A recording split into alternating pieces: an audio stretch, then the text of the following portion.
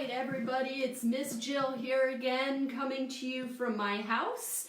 And we are going to be doing a science experiment and a craft related to our letter of the week, which is letter X. So the first thing that we're going to do is we're going to create our own homemade xylophone. Xylophone starts with the letter X. Okay, so what I want you to do first, kids, is put your hand right here on your neck, and then I want you to hum, go, and you should be able to feel your throat vibrating. Okay, so that's what we're going to be talking about when we talk about our homemade xylophone.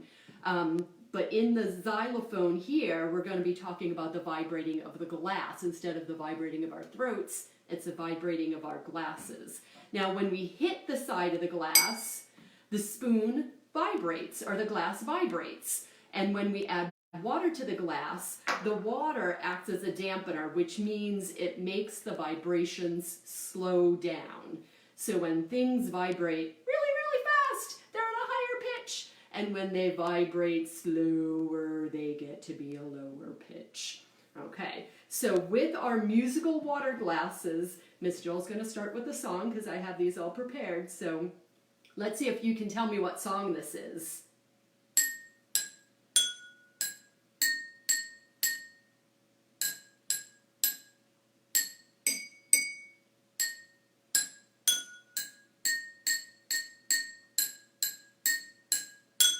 All right, did you guess Mary had a little lamb? If you did, then you're right. Okay, so I want you to look at our glasses. Miss Jill has lots of glasses in her house, but unfortunately, they are not all the same. They are all at different shapes, different sizes. So these glasses right here are pretty much the closest I had to being the same. And you can see how there's less water in this one, which means a higher pitch. There's a lot of water in this one, which means a lower pitch. All right, now this glass up here, it's shaped very differently. So even though there's only a little bit of water in there, it's a higher pitch. It's a lower pitch rather. See how it's even lower than that? All right, so that is because it's shaped differently. So what you're going to do at home, you're going to get a glass. Okay, so try just by doing that, and you can't hold on to it because the vibrations won't happen if you're holding it.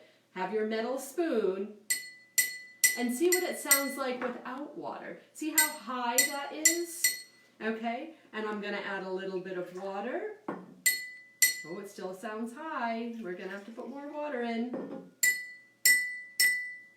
Let's see if we can get it. Did you hear as I added the water, it got lower and lower and lower. Okay, so now how Miss Jill did this, you can use your ear, but if, like, I don't have a good ear, so I actually used an app called Tuner, Pitched, okay? So parents can do this part, so that when I tap on the glass, okay, it tells me that is a C, and when I tap down here, it tells me that's a G. So that's how I was able to get my glasses all in order to create my xylophone. And then to make the pretty colors, all I used was a few drops of food dye in each one to make my xylophone colors. Now for the craft version for X week, I have to move my supplies over here a little bit. I'm going to give you the recipe for a really good Play-Doh that I have made for years and years. I found that the cooked Play-Doh always stays nicer. So you'll need a pan. You're going to need 2 cups of flour. And Miss Jill's going to need her recipe. All right, you need 3/4 of a cup of salt. Let's see if we can put these all in the frame here. You're going to need 2 cups of lukewarm water. Okay, you need 2 teaspoons of vegetable oil or coconut oil. Okay, you're going to need some cream of tartar, 4 teaspoons of cream of tartar. And you're going to need some plastic bags to store the Play-Doh. And if you would like to color it, you're going to need some food coloring. So on the stove, you're going to stir together the flour, the salt, the cream of tartar, okay? And then you're going to add in the water and the oil. And you're going to cook it up. If you only want to make one color, you can put the color, the drop dye in right at this point. But if you want to break it up into different colors, you could wait until the dough is all cooked and separated to add the color. So you're going to stir and stir the dough until it's thick and it begins to form into a nice ball. Then you're going to remove it from the heat and you're going to put it in either a gallon-sized bag or if you have some wax paper and let it cool off a little. Once it's cooled off, you can break it into some pieces, make as many different colors as you want, and then you can store it in smaller bags. This Play-Doh I find stays for many months. Once the Play-Doh is all cooled off, you can use it to help the kids, and kids, you can make the letter X. You can roll it and see how many letter X's you can make, or you can make all kinds of things with the Play-Doh. All right, so I hope you have fun creating your xylophone water glasses and making some Play-Doh at home. I will post the exact recipe at the bottom of this video once I have it saved to the Facebook page.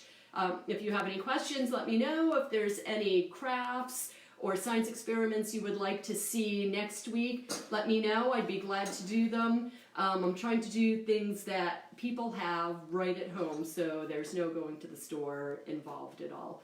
I hope everybody's doing well, and I can't wait to see you when the library building reopens. Keep in mind that our e-resources are available 24/7, and if you have any questions, you can always contact me through Facebook, email, or if you leave a message on the answering machine at the library, we are checking our messages. So we'll see you later. Stay safe.